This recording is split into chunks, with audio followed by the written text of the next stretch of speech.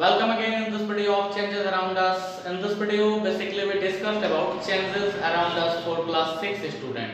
So at first, what is change? Change is one universal process or continuous process. So universal process है यानी ये ब्रह्मांड में होने वाला एक सतत परिवर्तन है चेंज हमारा। यानी चेंज, जब भी हम चेंज की बात करते हैं तो ये समय के साथ होने वाला एक परिवर्तन है, एक बदलाव है।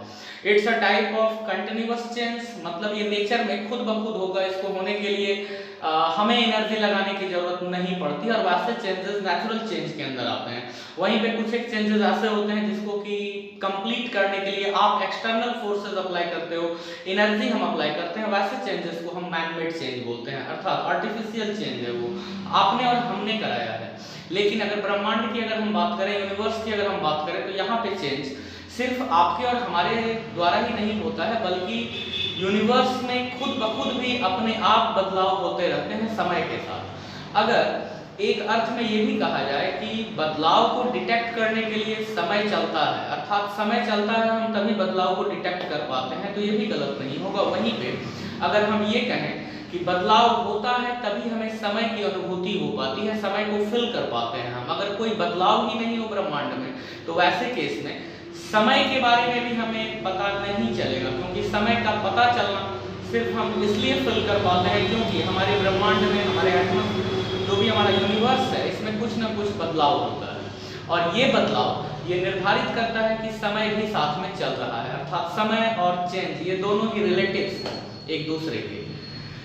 आप अगर मेरी भी अगर आप बात करें तो आप अभी 10 सेकंड 20 सेकंड पहले भी अगर आपने मुझे अगर देखना शुरू किया है कि 10 या 20 सेकंड में भी मेरे नाखून, मेरे बाल कुछ ना कुछ लंबाई में इनका ग्रोथ हुआ होगा, तो ये एक नेचुरल चेंज है जो अपने आप मेरे शरीर में हुआ। वैसे ही अगर हम पृथ्वी के लाइफ की अगर हम बात करें तो करोड़ों साल पुरानी है हमारी पृथ्वी। क्या जैसा आज हम पृथ्वी को देख रहे हैं, क्या इसी रूप में पृथ्वी शुरुआती दौर से थी? तो ऐसा है नहीं। पृथ्वी एक समय में जब पृथ्वी का फॉर्मेशन हुआ था तो वो एक आग के गोले के रूप में थी। धीरे धीरे ठंडा हुआ, उसके ऊपर एक सॉलिड लेयर जमा हुआ, उसके बाद फिर वाटर, इस तरह करते करते करते एक फॉर्मेट बदलाव हुआ। तो पृथ्वी भी एक चेंजिंग के दौर से गुजर रही है आज भी। और सिर्फ पृथ्वी नहीं बल्कि पूरे ब्रह्मांड में बदलाव का दौर होता है। जैसा सूर्य भी आज जिस फॉर्मेट में हमको नजर आता है, ये सूर्य करोड़ों साल पहले ऐसा नहीं होगा और न ही करोड़ों साल बाद ऐसा रहेगा।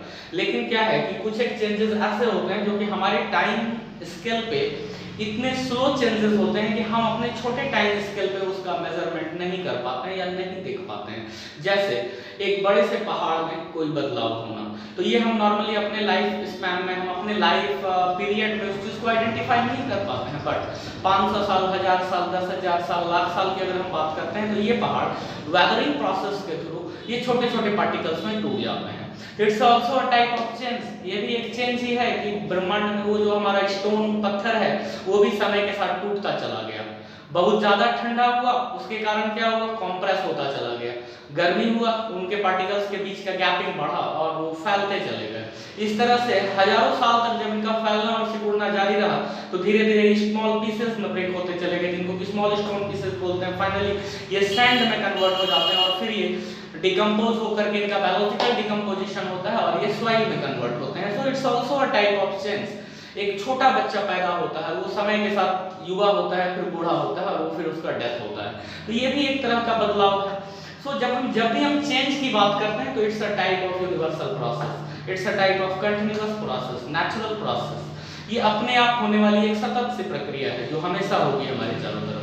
हाँ, कुछ एक ऐसे चेंजेस होंगे जिनको कि हम इनिशिएट करेंगे, हम उनको स्टार्ट करेंगे, और वैसे चेंजेस को आप मैन मेड चेंज बोलते हो। और जो चेंज की स्वतः ब्रह्मांड में अपने आप हो रहा है, वैसे चेंजेस को हम यूनिवर्सल चेंज या कंटीन्यूअस चेंज या फिर नेचुरल चेंज के नाम से जानते हैं।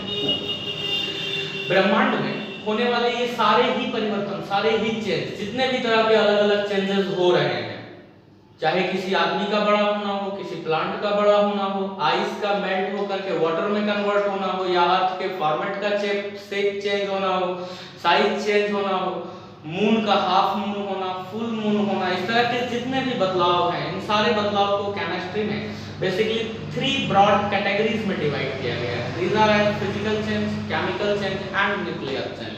सो physical change is basically a state changing, no new products are formed and always only state is changed change due to heat changing. आप किसी भी मटेरियल, किसी भी सब्सटेंस में आप हीट चेंजिंग आप करते हो और हीट चेंजिंग के कारण उस सब्सटेंस के स्टेट में चेंजिंग हो जाता है। ध्यान रखना है, स्टेट में चेंजिंग होता है, उनके मॉलिक्यूलर फार्मूला में कोई चेंजिंग नहीं होता है। मॉलिक्यूलर फार्मूला में जब किसी भी कंपाउंड का चेंजिंग नहीं होगा तो वैसे केस में जो भी चेंजिंग होंगे उनको फिजिकल चेंज के फॉर्म में रिकॉग्नाइज किया जाएगा। सो changes are broadly classified as physical change, chemical change and nuclear change.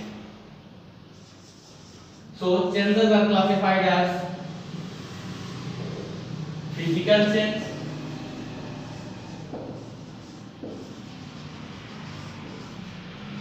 chemical change and the third one is nuclear change. तो हमारे यूनिवर्स में होने वाले जितने भी आइदर मैनमेड और नेचुरल चेंजेस होंगे, क्योंकि हमने कहा कि दोनों ही तरह के चेंजेस पॉसिबल है, आइदर वो मैनमेड चेंज हो जहां पर कि आप कुछ एनर्जी का सप्लाई दोगे और किसी भी तरह के बदलाव होंगे। It means one initial material just transform their form, transform their state, transform their format after an interval of time. एक इंटरवल ऑफ टाइम के बाद वो अपने इनिशियल फॉर्मेट को चेंज कर देते हैं। तो जब भी वो अपने इनिशियल फॉर्मेट को बदलते हैं, चाहे वो किसी भी फॉर्मेट में अगर बदल रहे हैं तो वो चेंज कहलाएगा। और जो मटेरियल की आपने स्टार्टिंग में आपने लिया हुआ है उस मटेरियल को आप रिएक्टेंट बोलते हो, एंड जो फाइनली जो तैयार हो रहा है उससे हम प्रोडक्ट बोलते हैं। So reactant converted into product after a certain interval of time.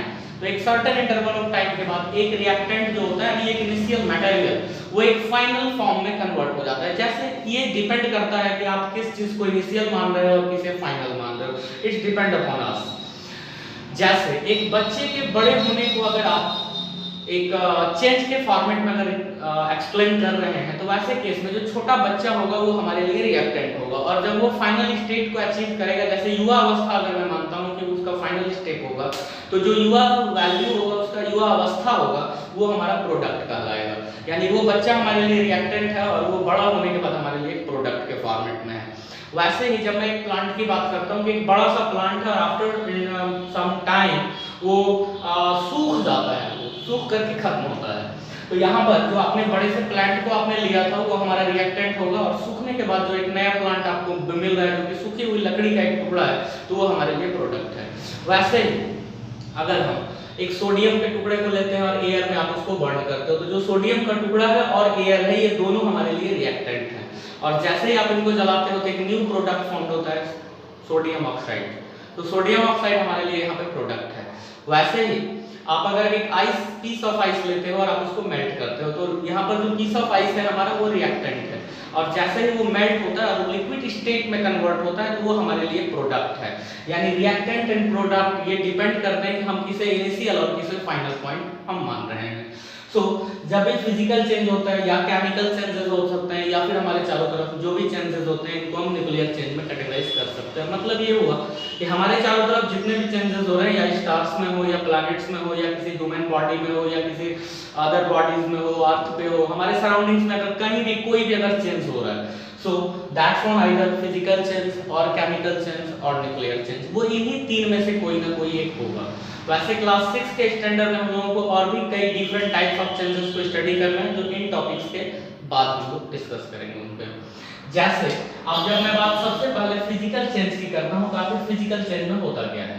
So at first in physical change only state of matter will change here, no new products are formed and there is no chemical reaction between the constituent particles of material during physical change. So जब भी physical change होगा तो उनके जो भी material particles होंगे उनके बीच कोई केमिकल रिएक्शंस नहीं होंगे, वो सिर्फ एक स्टेट चेंजिंग होगा।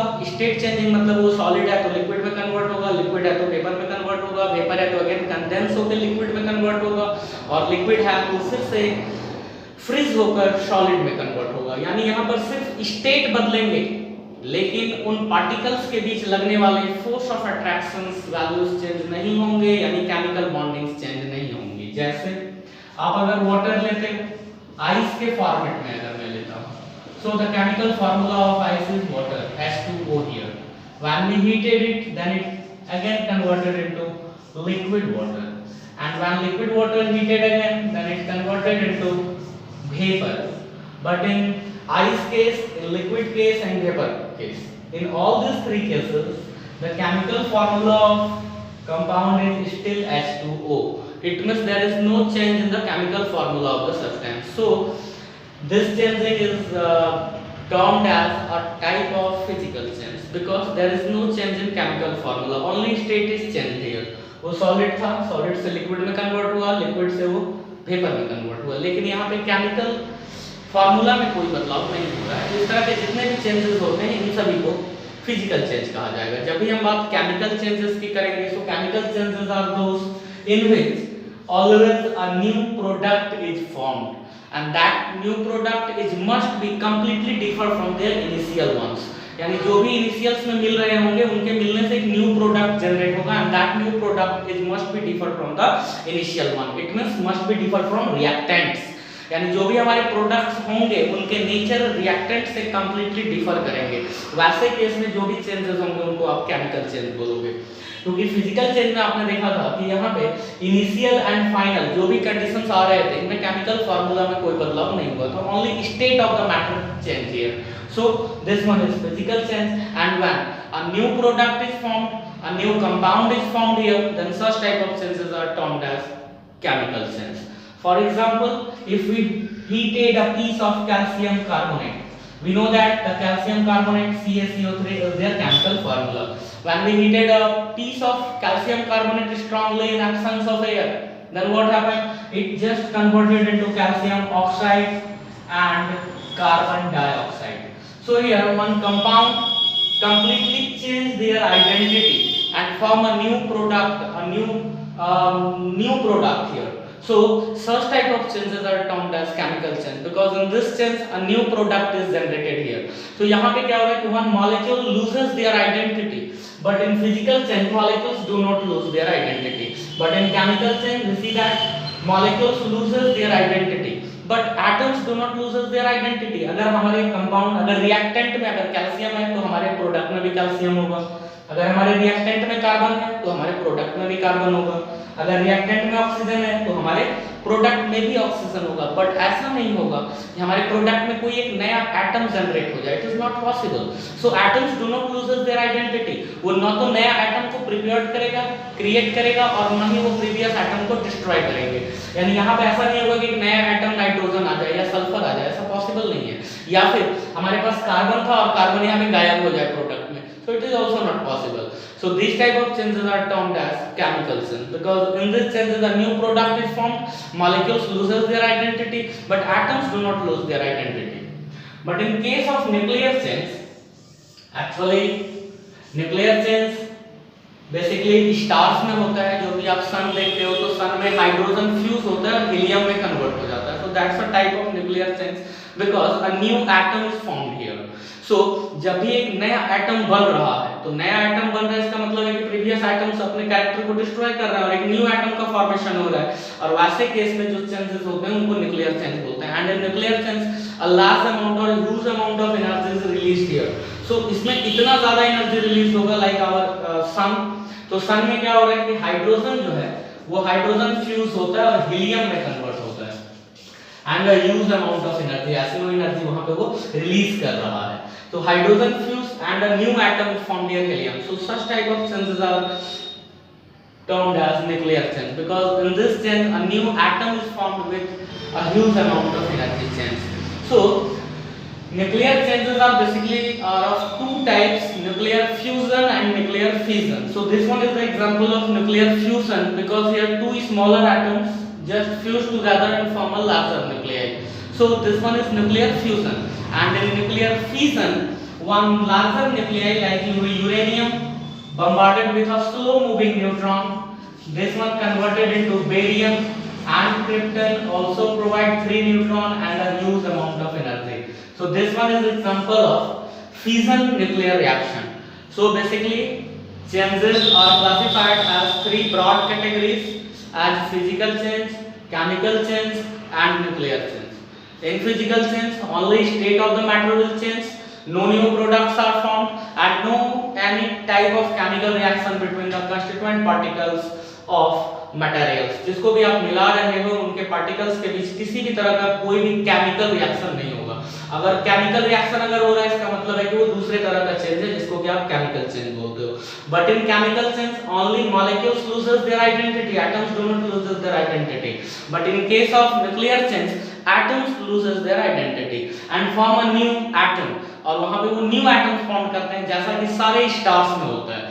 और जो भी स्टार्स हैं तो उनके एनर्जी सोर्सेज का जो सबसे बड़ा कारण है वो है न्यूक्लियर चेंज। तो न्यूक्लियर चेंज होता है तभी जाकर के वो स्टार ऐसे करोड़ों ईयर्स तक इजी वे में हीट एनर्जी को सप्लाई कर सकते हैं। Now in class 6 basically are different types of changes like reversible, irreversible, slow change, fast change, इन सभी को अलग अलग यहाँ पे स्टडी किया जाता है। so these are also part of either one of them।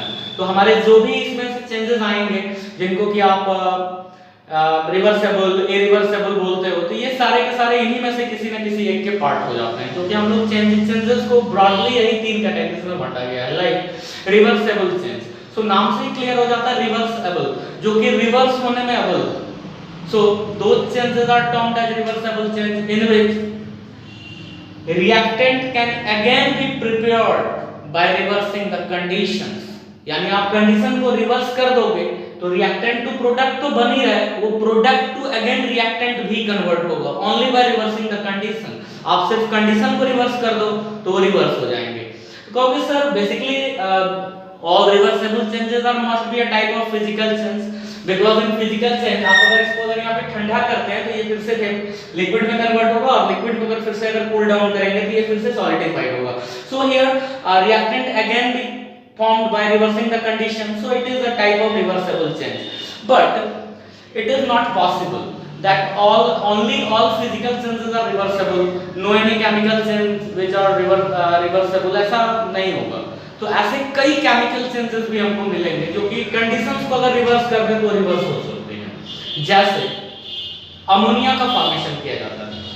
So ammonia का जो फॉर्मेशन हुआ है तो ये बेसिकली नाइट्रोजन एंड हाइड्रोजन को आपस में मिलाते हो आयरन कैटलिस्ट के प्रेजेंस में, तो ये अमोनिया का फॉर्मेशन करता है, और इस दौरान आप high pressure and high temperature आप मेंटेन करते हो। लेकिन जैसे ही आप प्रेशर और टेम्परेचर की कंडीशंस को आप लो करते हो, आप डिक्रीज करते हो, आप देखते हो कि ammonia molecule again break down होगा, नाइट्रोजन एंड हाइड्रोजन प्रोवाइड कर रहा है। So it's a type of chemical change which is reversible. So reversible का मतलब ये नहीं है कि वो फिजिकल होगा या फिर केमिकल होगा, वो मे बी आइदर फिजिकल और chemical, because several physical changes ऐसे हैं जो इरिवर्सेबल हो जाएंगे, तो कई ऐसे केमिकल चेंजेस भी होते हैं जो कि रिवर्सेबल होते हैं, जैसा कि मैंने ये वाला एग्जांपल दिया। वैसे ही irreversible changes are those in which reactant can again not prepared by reversing the conditions. आप अगर कंडीशंस को अगर रिवर्स कर भी दो तो आप रिएक्टेंट को फिर से आप प्रिपेयर नहीं कर सकते हो, तो वैसे रिएक्शन रिवर्स इरिवर्सेबल चेंजेस आप बोलते हो। जैसे कि इस रिएक्शन में हो रहा है कि आप कैल्शियम कार्बोनेट के टुकड़े को अगर आप गर्म कर रहे हो तो calcium oxide and carbon dioxide provide कर रहा है, बट क्या calcium oxide and carbon dioxide को अगर आप ठंडा कर दें तो क्या फिर से कैल्शियम कार्बोनेट फॉर्म होगा? तो actually no. So this one is a type of irreversible change. So this one is chemical change and also a type of irreversible change because it cannot be reversed. Similarly, a burning of piece of wood, burning of paper, burning of matchstick, all of these are example of irreversible change because it cannot be reversed by reversing the conditions. आप conditions को reverse करके आप फिर से वापस नहीं कर सकते हो, तो वैसे changes को आप irreversible change आप बोलते हो। And reversible it means which can be reversed by reversing the conditions. आप अगर conditions को reverse कर दो तो reverse हो जाएगा। Similarly, slow change, fast change. Slow changes are those in which in a small interval of time a large amount of product is formed, and slow changes are those in which in large interval of time a small amount of product is formed. So these are also two different types of change. Similarly, curding of milk is a kind of chemical change and also it is a kind of irreversible change. Why? Because in curding basically what happens, so curd consists lactobacillus microorganism and these microorganisms are basically fat consumers. तो ये क्या करते हैं, उस milk वाले fat को consume करते हैं और एक बाई प्रोडक्ट फॉर्म करते हैं, उस बाई प्रोडक्ट को आप लैक्टिक एसिड बोलते हो। तो उसके कारण क्या होता है कि दही हमारा जम जाता है और सॉलिड सॉलिड प्रोडक्ट फॉर्म करता है, but that solid product is actually lactic acid which is byproduct of lactobacillus microorganism, and it is a kind of chemical change, irreversible change, also irreversible change, and it is a type of chemical change because it cannot be reversed.